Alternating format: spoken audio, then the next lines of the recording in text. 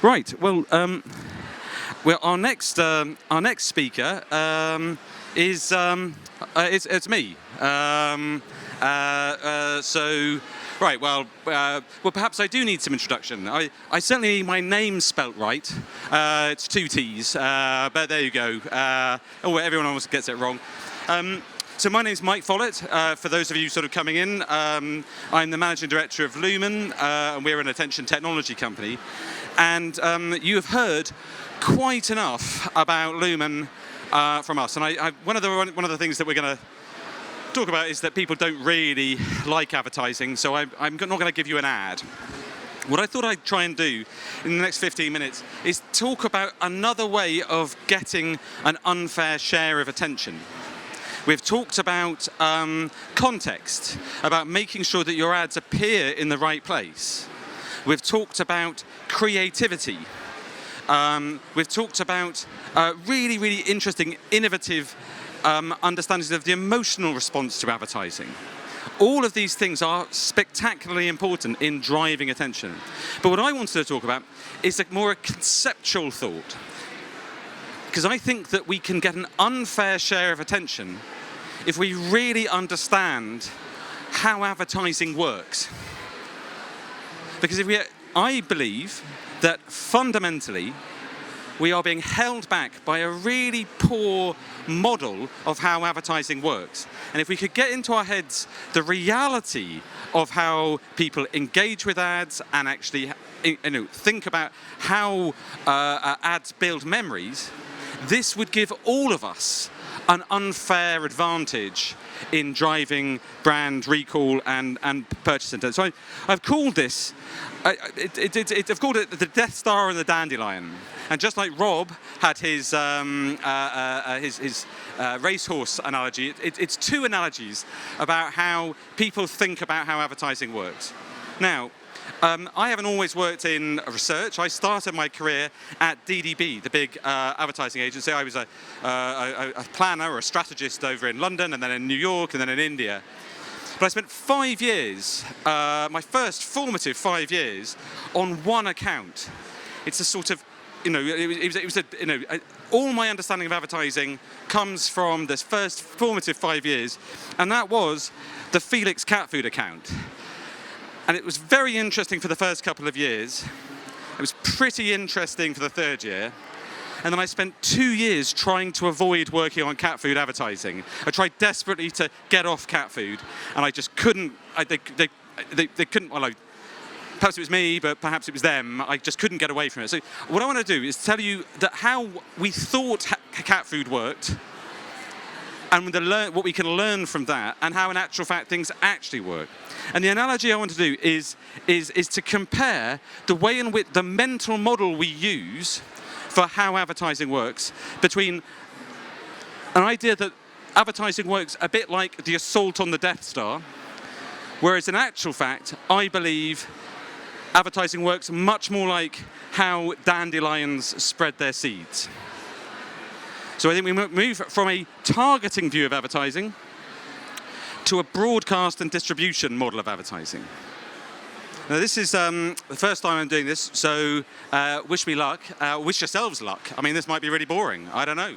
Okay, so when you work in advertising, we often use very military language. You have penetration, you have a campaign, you launch a campaign, you try and drive loyalty. And often we use these rather stupid military metaphors to try and describe what we're doing when we're doing advertising.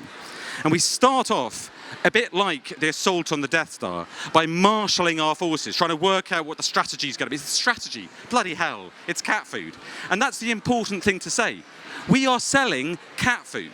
We are not organising a rebel assault on a planet-side Death Star. This does not happen, yeah? So the first thing is we start with this analogy of launching an assault. We develop our campaign, and then we go in, and suddenly we're trying to launch our attack on the consumers. And we spend an inordinate amount of time targeting people, spending a lot of time. And we heard earlier today about how Sam Gaunt from GSK was saying, despite we do all this targeting, none of it bloody works anyway. especially online. We might want to target people, but we can't. And this is especially true when you're talking about cat food, because only 27% of people have cats in this country, and there is one publication that you can guarantee that you get 100% reach amongst the, 100% sort of, 0% wastage on it. That, of course, is the astonishingly named Cat Fancy magazine. If you could buy an ad in that, you could definitely get a cat owner. But every other medium has a load of other wastage in it. You can't target people, and it is a stupid idea to think you can. So we spend a lot of time targeting people, and then what happens is, if you remember here, you lock on and you send your ad out, and oh no, it doesn't work. It doesn't work. Do you remember, the attack on the Death Star initially? So what happens then? Yeah. Is someone says, use the Force. And do you remember Luke Skywalker? He said, take away your targeting computer. Yeah, use the Force. And in our world, the role of Alec Guinness is played by, in this instance, Niels Leonard, the creator-director at Uncommon. Usually, it's at that moment, we say, put away your targeting data, let's use the madness of creativity. You have this bullshit about Mad Men and Math Men. You go, if only people could use the creative force, then we could target people. And then what we think is, we fire away and, yay! Sales, conversion, cat food. That's what we think. We think that if you get the right message to the right person in the right way, then sales will result, and we'll have a conversion event. Sometimes we use religious metaphors as well. But the idea that anyone is converted to a brand is nonsense. And this is something certainly that Soren was talking about, that while people do buy Extra, they also buy Wrigley's. Certainly Whiskers buyers will occasionally buy Felix. But we think that if only we can target the right people with the right message, then what will happen is there'll be a big party. People will have endless sales and have customer lifetime value.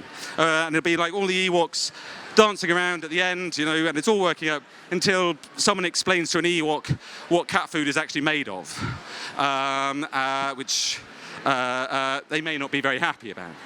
Well, this is a stupid analogy. And really, if you were to talk about this to your friends, about how you think advertising works, anyone could pick holes in this story, because this is not how advertising works. And we know that it's not how advertising works, because people do not sit around waiting to be educated about brands. The reason that advertising is not persuasive is because no one hangs around long enough to be persuaded. This is a deep, deep truth, and it invalidates two types of arguments.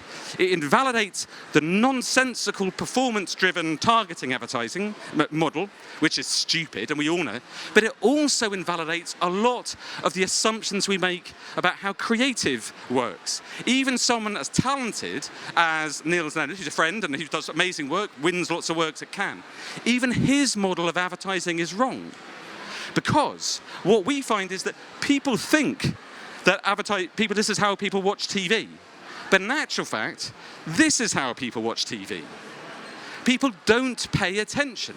And I know this because I've got a shit ton of data about how people actually engage with stuff. When you look at advertising, we talk about an attention funnel. Ads that reach the screen, some of them are viewable, some of them are viewed. In actual fact, as we've heard time and again, people are very good at ignoring advertising. This is the reality of it. It's not just that people ignore it, but look at this. People spend a very short amount of time looking at ads. The way we test ads is we force people to watch this stuff. But no one watches ads like we test them. It doesn't happen. When we look at how long people spend with ads on TV, even a 30-second TV ad usually gets about 14 seconds of attention. We find that, in actual fact, when it comes to Facebook, people are looking at these for less than 2 seconds. But do we test these ads as if they're getting 2 seconds attention? No, we force people to watch this stuff. and then we force them to watch it again sometimes, and then we ask them questions about it. It's nuts. It's nuts because people tend to, even those averages that I've just shown you are massive distributions. So sometimes people do watch right to the end. It does happen. Very, very occasionally. These people are weird. Yeah? These are not normal. Yeah? Usually, your TV ads, even your TV ads, are probably only getting short amounts of attention. What we find as well is we look at how that's distributed over time. In reality, people are looking about half the time. Sometimes in the first second and the third second, this is the data from T-Vision in America. We're launching a TV panel in the UK, it'll be live in September, so you can have UK data on this as well. But it looks like people are flitting in and out all the time. They're not watching the beginning and then stopping at the end, they're just going in and out, in and out. The same is true when it comes to YouTube. People flit in and out until what happens here, the skip button comes along and then no one's watching because no one wants to watch ads. And when you look at Facebook, everything is front-loaded. No one really is watching to the ad. And yet we test ads as if people give a shit. The really, really important thing to remember is that people don't give a shit. Instead, I believe, what we should do is learn from the science of this sort of data that shows about the reality of how people actually engage with us and how this results in how ideas are really disseminated. Because when we talk about attention to advertising, what we're talking about fragments and shards of attention that are distributed quite widely, again and again and again. That's how ads actually work. And we know this is the case because of this guy. Now, we were talking, Will Page was talking about research from the 50s and 60s. Basically, we've known since at least 74 that advertising tends to, this by the way is Andrew Ehrenberg, the famous Andrew Ehrenberg of the Ehrenberg Bass Institute. They knew how to take academic photos back in the 60s, yeah? I would like my photo to be as cool as that. Yeah? Ehrenberg said that in actual fact, if you look at how brands really work, it's all about light buyers and light levels of attention. He would say that what you need to do is advertise like a dandelion. You have to assume, firstly, that your advertising is a weak force. Attention is distributed, it's fractured. People are not paying attention. That's the primary thing that you have to remember. And that's how you should test your ads, and that's how you should plan your ads. Plan for distraction. Plan for a weak force. He'd say, make sure it's wasteful.